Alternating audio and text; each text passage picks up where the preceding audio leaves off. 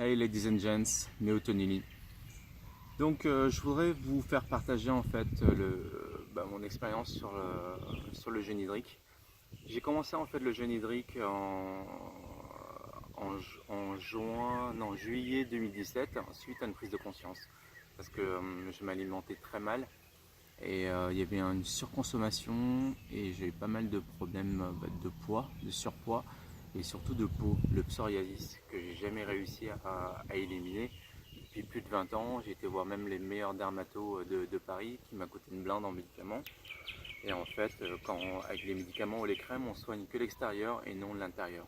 Et le jeûne hydrique en fait consiste à nettoyer son corps et son esprit. Parce que faut pas juste maigrir ou changer d'alimentation, il faut nettoyer sa tuyauterie.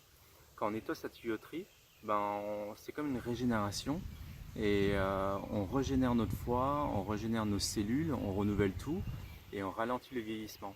La preuve, nous sommes aujourd'hui le 2 février 2019, regardez ma tronche, j'ai pratiquement pas de rides, j'ai 43 ans et je parais plus jeune qu'il y a un an ou deux.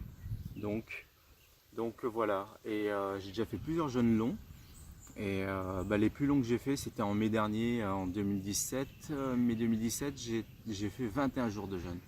Donc à Paris, en continuant les activités, en sortant, en allant au restaurant avec mes amis et en faisant les vernissages, les cocktails, VIP et tout. Et je suis toujours resté à l'eau.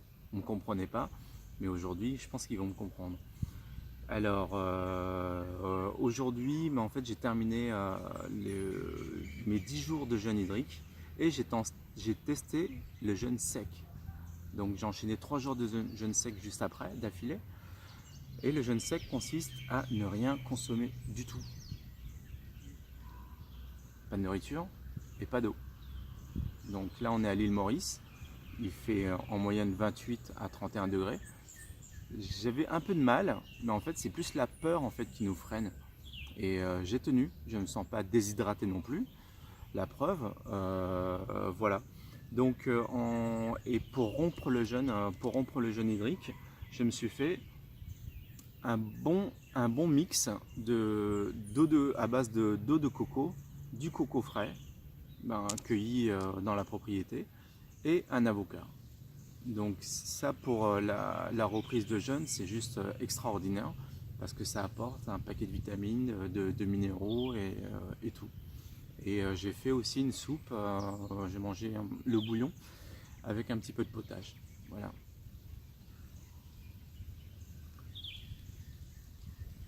Et juste un délice. Et ce matin, je viens de reprendre le sport, je fais quelques pompes.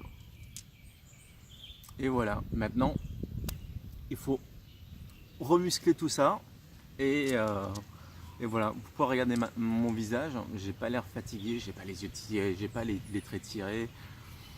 Je vous parle, voilà, je suis très bien. Donc quand les gens ne connaissent pas, il faut tester. Mais attention, un conseil, il faut vraiment en fait être suivi. Moi j'ai eu la chance en fait de rencontrer le docteur Emmanuel Carrière qui est exceptionnel, un naturopathe et un médecin. Et en fait, c'est vraiment, il m'a vraiment fait une prise de conscience.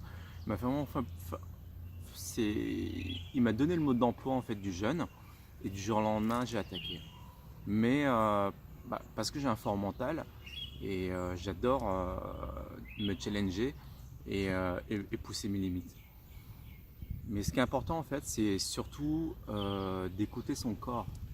C'est pas que sa tête en fait, c'est écouter son corps parce que le corps humain est extraordinaire. Quand vous le comprenez, quand vous vous connectez à votre corps, vous allez comprendre énormément de choses. Aujourd'hui, on est dans une société de surconsommation, une société de surtout en fait, too much, une société de too much. C'est-à-dire qu'on va vous proposer un paquet de bouffe, que des produits industriels, et plus vous mangez des produits transformés, plus vous allez transformer. Réfléchissez donc. Depuis quand on nous fait manger je sais pas, des produits avec plein de lettres, des indicatifs, n'importe quoi. On a la chance en fait d'avoir une belle nature.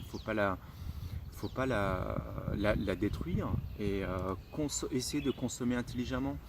Ça sert à rien de se taper petit déjeuner, déjeuner et dîner à grosse quantité. Mangez quand vous avez vraiment envie, quand vous sentez cette petite faim.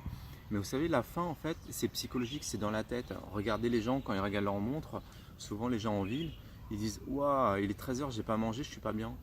Alors on lui enlève la montre, il fait comment? Il se sent bien comment? Sérieux. Donc apprenez à vous écouter, à écouter votre corps en fait. Et vous voyez, aujourd'hui, je peux manger tout ce que je veux.